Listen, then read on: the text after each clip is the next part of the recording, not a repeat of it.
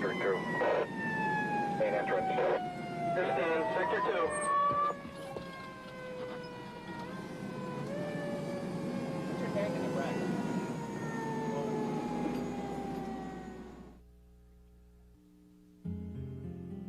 In the early 19th century, Erie was a town on the rise. Its unique combination of agriculture and commerce, its fine harbor and strategic location along trade and migration routes forged a community full of hope for the future. Town fathers recognized that growth brought responsibility. Businesses and homes had to be protected. One of the most feared threats was fire, which could wipe out in minutes what took years to create. The history of the Erie Fire Department actually goes back to 1816 when the city fathers spent $40 to buy some ropes, ladders, and some leather fire pails. And this was the amount of the fire protection for the village of Erie back then. Shortly afterward, they bought a pumper for the grand sum of $350. On August 3rd, 1816, a company of volunteers formed to take on the task of fighting fires. That date marks the beginning of Erie Fire Service. No one today knows exactly what the first pumper looked like. It was the only firefighting machine available for 15 years. In 1830, the borough added a hand-operated pumper and moved the department from the public square to a building designated Station Number 1 on 5th Street between State and French. With new equipment and a new home, it was time for another purchase, a lock for the station door. For much of the 19th century, firefighting meant a bucket brigade manned by whoever was available. To ensure an adequate supply, every homeowner was required to keep on hand 2 buckets, and every business 5 buckets. Early firefighting techniques were destructive because most structures were made of wood. The danger of fire spreading was great. To contain flames, firemen often tore down adjacent buildings, even if they were more valuable than the burning structure. Firemen did not douse every blaze. They protected only buildings that displayed a fire mark. The fire marks were issued by private insurance companies to property owners who bought fire insurance. The marks were attached to the exterior of the house by the front door, and firemen would look for the mark to see if the house should be saved. In return, the fire department received payments from the insurance companies for saving the property. This was a common practice at the time throughout the country. To be a fireman was considered a glorious vocation. During the 1830s through the 60s, many volunteer departments formed, starting with the Active Fire Company. Other colorful names included the Red Jackets, Eagle, Perry, Presque Isle, Vulcan, Noble, and the Phoenix Hook and Ladder. Competition was fierce. When an alarm sounded, companies often sent their biggest men on ahead to secure the water line. Sometimes they settled rights to the line with a street corner brawl while fire raged nearby. Arson was not uncommon, and occasionally firemen were implicated. Several members of the Noble Fire Company received lengthy prison terms for setting fires. They came under suspicion because they were often first on the scene. Why they did it was never fully explained. Perhaps it was part of the inter-company rivalry. Perhaps it was eagerness to be heroes. Maybe it was so their department could get the $4 awarded by Borough Council to the first company at the fire. It was even suggested that the arsons were part of a plan to force Erie officials to establish a paid department. Whether that was the intent or not, the fires became a factor in forming a paid department in 1871. Thereafter, a handful of regulars remained on duty around the clock, backed up by Minutemen who dropped their everyday jobs when the fire bell rang. When you got on the fire department back in the early 1900s or even in the late 1800s, they tried, well, basically you assigned to the station in your neighborhood. And the Minutemen, they would ring the alarm bell on the roof of the fire station, and they would count out the box number, and the Minutemen would show up at the fire station, and they would jump on the fire truck and go. And eventually, when they went to a full-time paid department, I think that was I believe it was in 1871, they still rang out the alarm bells, but they worked, most of them worked 24 hours on at a time, and it would give them your dinner hours off. And eventually they went to 84 hours a week, which is half the hours in a week. They would work a 10-hour day, Sunday, Monday, Tuesday, Wednesday, Thursday, Friday, Saturday, and then swing into night. And when they went from that day shift Saturday to that night on Sunday, that was a complete 24 hours off, and they called that a day off. And actually it wasn't, because the following Sunday they worked 24. So they used to work 84 hours a week. And eventually they were able to get their dinner hours off, breakfast, lunch, or supper. They would get an hour off. And if you can look in the old log books, you could see when they gave each man his time off. And the captain would come up and say, okay, you're on your dinner hour, and they would log him in the book as being out on a dinner hour. That plus a Kelly Day, which was a day off. They were awarded 1 day off a month as a Kelly Day, and that cut their hours to 76 hours a week. Early firefighting equipment was designed to be hauled by hand, but horses were used if available. When an alarm sounded, horse owners raced to be the first to the station in order to collect the $10 offered for the use of their animals. At time, fists settled dispute as to who was first. In 1875, council ushered in the official horse-drawn era, when they supplied a pair of horses to haul a steamer. Real horsepower remained the engine of the fire service for the next 40 years. Horses were stabled on the first floor, of course. And the man at the watch desk, when the bell rang, he'd reach up and pull a cord and open the stable doors. Let the horses out, and the horses come out. You had your lead horse and off horse, and they'd get under the harness and drop the harness on the horses.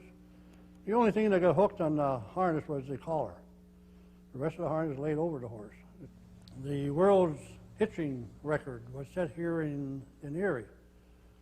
And this was set by No. 5 Engine Company, which at that time was located at 21st and Peach, which would be just north of the present tavern that is on the corner. The structure itself was an old market house, and they converted it into a fire station. And the world's record was set back in 1904. And this is the time that it took from the sound of the gong for the horses to pull the apparatus out of the fire station. And this was done in 4 seconds. Everybody is very amazed at that time, because I often relate it back to the days when I was on the job. It took me longer than 4 seconds to get out of the chair, but it doesn't seem like a very long time. But the horses were so well trained that when the alarm rang, the man at the watch desk would all have to pull a cord, open the stable doors, and you had your lead horse and the off horse. And they'd run up, back themselves under the harness, and the man at the watch desk would look over and pull the other cord, and that would drop the harness on the horses. The only thing that got hooked on the horse on a fire hitch was the collar. And they would be out of the fire station in 4 seconds. Now, that was if the men were down here on the apparatus floor. Now, if the men were in the dormitory on the 2nd floor, then it took them 7 seconds to get out. And the fire horses got too old for the fire service, and actually they had to sell them. Because one horse was sold to a milkman.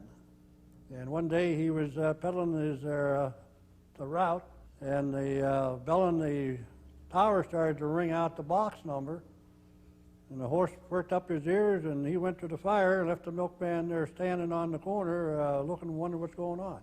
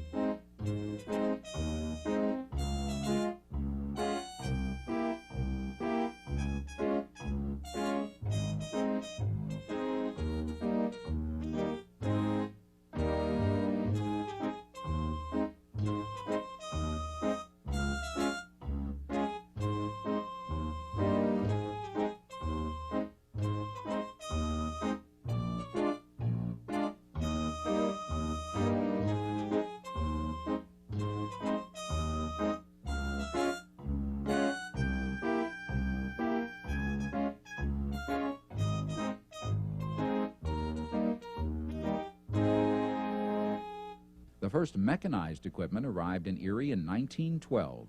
The Hayes motorized aerial ladder truck used a gasoline engine to generate power for electric motors on each wheel. Problem was, when the electric motors got wet, as they tended to do at a fire, they didn't work very well.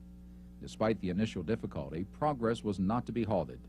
Mechanization continued steadily until the whole department was converted by 1923. So we've come a long way from the old days. And every day the technology in the fire service is changing. It's getting so pretty soon you're going to have a college degree to be on the fire department. Now, Engine 13 got a 1960 FWD. That was shortly after I come on, and it was the first engine company in the city of Erie that had the gauges on all their outlets, and it looked like you had to be an engineer to operate this thing. That engine, by the way, went with me to engine company number 8 when I ever transferred down there, and I thought, I asked them, we're the only ones that know how to operate this. They said it right along with me, you know. But today's modern apparatus, with the 102-foot KME aerial ladder that we have, we call it a tower now because it has a platform on it, and it's much more versatile than what the old ones used to be. Other technological advances have continued to change firefighting operations over the years. All through the 20s, 30s, and 40s, there was tremendous advancements. They even went to hydraulically operated mechanical aerials and no more spring-loaded wood aerial ladders. They have steel aerial ladders that were run with hydraulics. Some of the other technology, the things have changed is they used to have just 2.5-inch diameter hose with straight bore nozzles, and very, very heavy and hard to work with. And like I say, those were tough men that used to haul those hoses around. We now are using 1 3/4 inch diameter with fog nozzles, much more maneuverable inside of a house. We can break the pattern up to absorb more heat with fog nozzles. We have new protective clothing that'll take 700-800 degrees of temperature. We have new helmets that are fiberglass and Lexan materials and Kevlar materials, able to take tremendous heat and tremendous impact. We have self-contained breathing apparatus, or the air mask. That has probably made the most tremendous change in how firefighting is done now is with the air mask.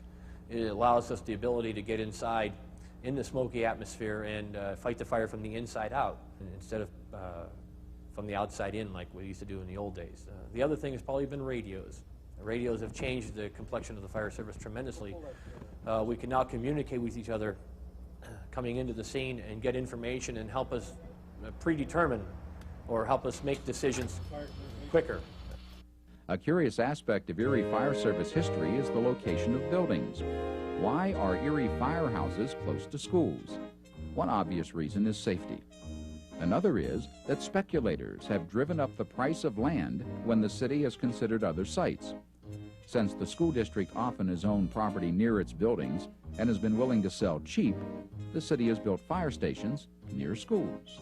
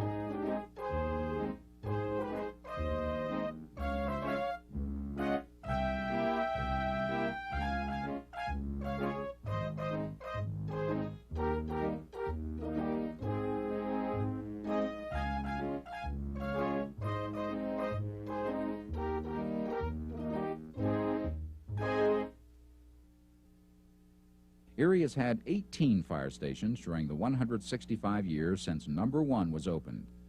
Some were used up to 99 years. Nearly half are still in use today. So the city has certainly received top value for its investment in fire buildings. Central Station at West 12th near Sassafras has been the subject of a controversy recently. Opened in 1932, it's scheduled for replacement when City Council can settle design and budget issues. Despite change, some things remain constant. Firefighters share a great sense of community service, a tradition passed down through some families for generations.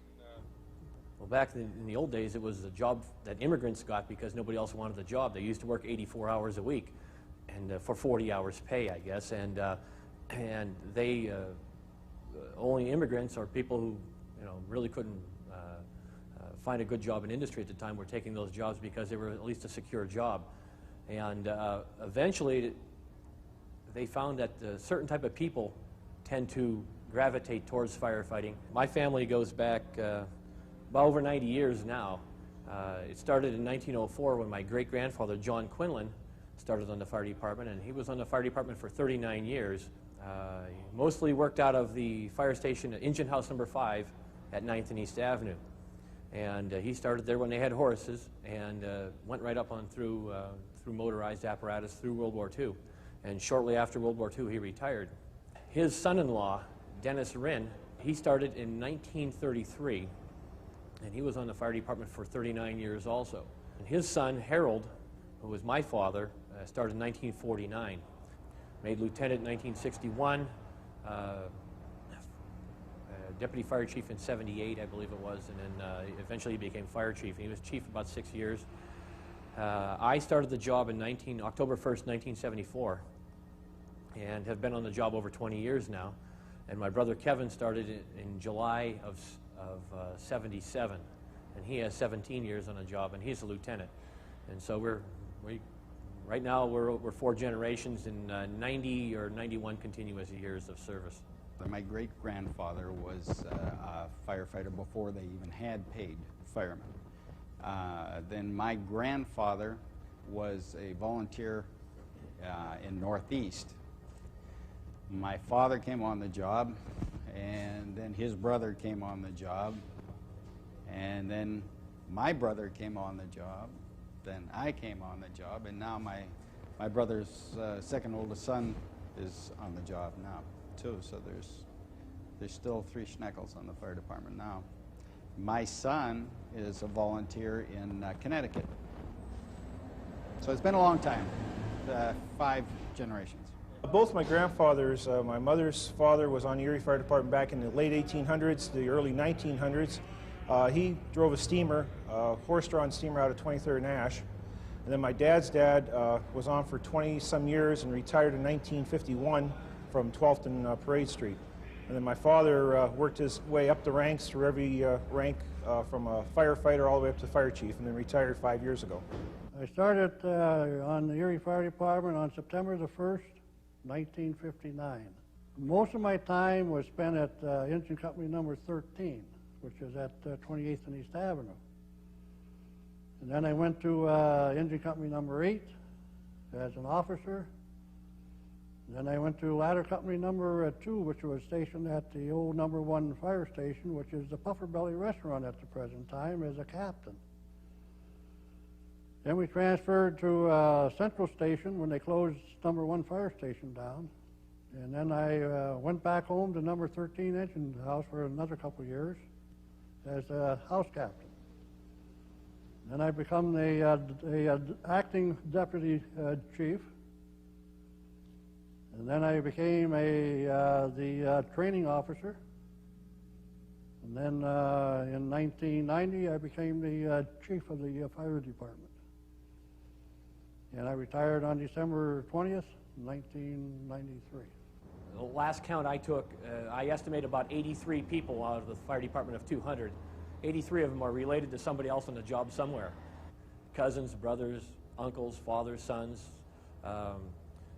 We've had 6 sets that I count of 3 brothers on the fire department. And we have lots of brothers, lots of fathers, sons, cousins, uncles, nephews, and it just seems to run that way. Even have a couple brother-in-laws. The tradition of fire service extends beyond traditional family lines. There's a camaraderie among firefighters in Erie and elsewhere that resembles an extended family. They depend on each other for their survival. They share plenty of good-natured kidding and practical jokes to relieve stress. Above all, they feel a tremendous sense of personal loss when one of their own dies. 13 city firemen have lost their lives in the line of duty. Their names are enshrined at the Erie Fire Museum. Chief John McMahon, Deputy Chief Harry Amon, Captain Charles Lebow, Captain Ed Klimo, Firefighters John Donovan, William Marsh, Charles Worley, George Scully, Cletus Hess, Sam Baker, Bernard Solowoda, Stephen Romance, Arthur Anderson. We work hard and we play hard, and you go from a dead calm to complete chaos back to a dead calm all within 15 minutes or less. And it's very hard on the bodies, very hard on your body and your mind. I guess it takes a special type of person. So we consider ourselves special. Special indeed.